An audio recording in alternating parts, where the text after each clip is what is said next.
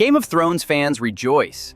The newest series in George R.R. Martin's A Song of Ice and Fire mega franchise is here, and it's called A Knight of the Seven Kingdoms, which is adapted from the novellas Tales of Dunk and Egg, that follow the adventures of Sir Duncan the Tall and a young Aegon V Targaryen, nicknamed Egg. Fans have come to expect big-budget, high-action, and production value from adaptations, but Martin notes that the new series has a smaller budget and a smaller scale, yet will deliver the same premium quality as the previous two shows. 90% of the story is set in a field, surrounded by tents.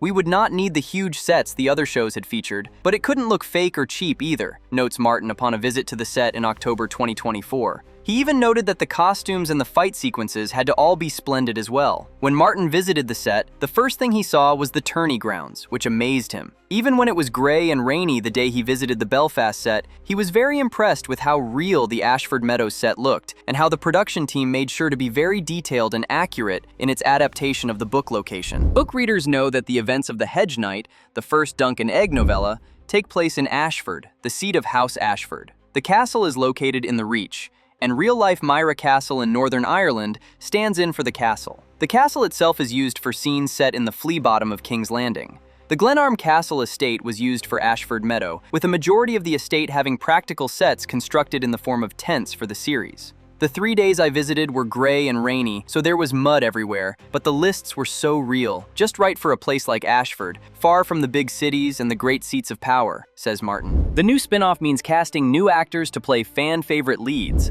and with a series that revolves around several novellas of the adventures of two characters, it was important that the production and casting team got it right. After months of auditions, the show found its leads in Peter Claffey as Dunk and Dexter Sol Ansell as Egg. Previously, Claffey was a former rugby player turned actor whose past credits include Apple TV's Bad Sisters and BBC Three's Wrecked. Ansell, a child actor, made his debut at just 4 years old in the ITV series Emmerdale, and even appeared in The Hunger Games, The Ballad of Songbirds and Snakes, as a young Coriolanus Snow. For the producers, it was important that their two leads not only match the age ranges in Martin's novellas, but also have excellent chemistry, especially for a show that has at least 3 seasons planned. When Martin visited the set and met the two actors, he noted that they looked as if they just walked out of the pages of my book, and the chemistry between them was just perfect.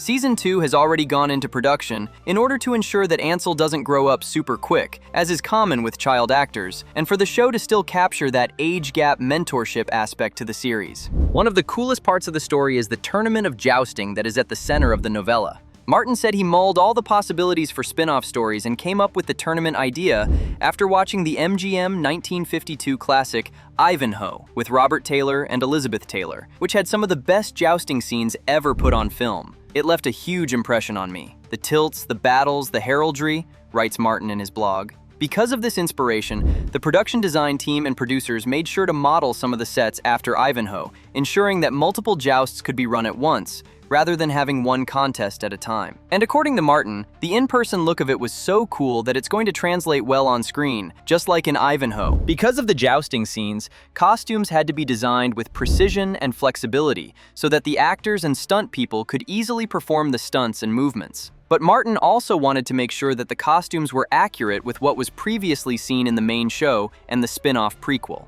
The budget was lower for costumes for the show, but the costume design team, led by Lorna Marie Mugen, ensured to have accurate details and authenticity in the costumes and not look cheap. She worked alongside UK-based historians to ensure that the heraldry seen on crests and clothing was accurate in design and looked real, not fake, like other fantasy shows created. The result in the end is gorgeous costumes with a level of authenticity that doesn't look cheap. A new character in this series is Tanselle, who is portrayed by Tamsin Crawford. In the series, she is a Dornish puppeteer who entertains people with her stories and handcrafted puppets. For the series, the production team made sure to create practical puppets that work, and Crawford had to train and work with puppeteers in order to learn how to operate them. When Martin visited the set, he even noted that Tanselle's dragon puppet was very cool. Can't wait to see it in action, leaving viewers excited to see what sort of puppetry magic the show has conjured up. The series itself is created by Martin with Ira Parker, a writer from the first season of House of the Dragon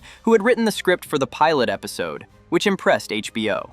Martin was brought on as co-creator and as an executive producer to ensure the proper adaptation of his novellas. A writer's room under Parker was created that featured Aziza Barnes, Hiram Martinez, Annie Julie Wyman, and T. Mickle. Mickle, Martin notes, has been attached to every spin-off in development at HBO and even wrote on House of the Dragon. He claims she knows more about Westeros than he does. Owen Harris, known for directing several Black Mirror episodes, including the fan-favorite and critically acclaimed episode San Junipero, joined as an executive producer and directed the first 3 episodes of the season. Sarah Adina Smith, known for her fantasy and sci-fi action work on Legion and Hannah, joined the team to direct the last 3 episodes of the season. Parker and Martin worked together to ensure that the right plot lines from the novellas were adapted for the screen. Martin didn't write on the show, but oversaw the execution of the scripts and worked with Parker in show-running duties and signing off on creative decisions.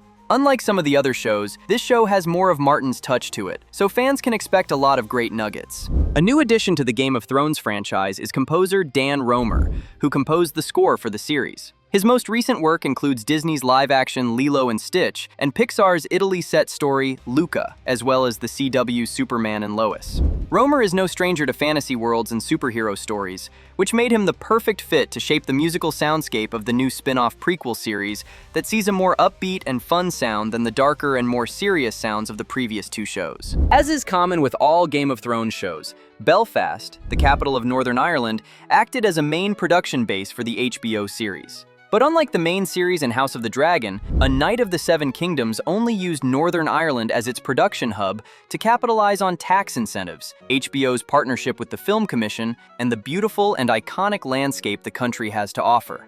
Production on the series started in June 2024 and wrapped in September 2024, one of the shorter production windows for a season in the greater franchise that normally lasts 6 to 9 months. With post-production lasting almost a year until the show's release in January 2026, it means the team and Martin had time to ensure that every minute of every episode was cut and edited flawlessly, a testament to the Belfast-based production team that has been working on the franchise for over 15 years. For fans nervous about the newest Game of Thrones spin-off, rest assured, Martin himself says that after visiting the set in Northern Ireland and returning home, he was able to screen a rough cut of the first episode and said, "I loved it. I can't wait to see more." Thanks for joining us behind the scenes. We hope you enjoyed getting a closer look at how the first season of A Knight of the Seven Kingdoms came to be, from the casting to the exterior set designs to making a smaller budget, lower scale show feel high quality and big. If you like this kind of content, let us know in the comments. And don't forget to like, subscribe, and hit the bell so you don't miss what's coming next for Collider Behind the Scenes.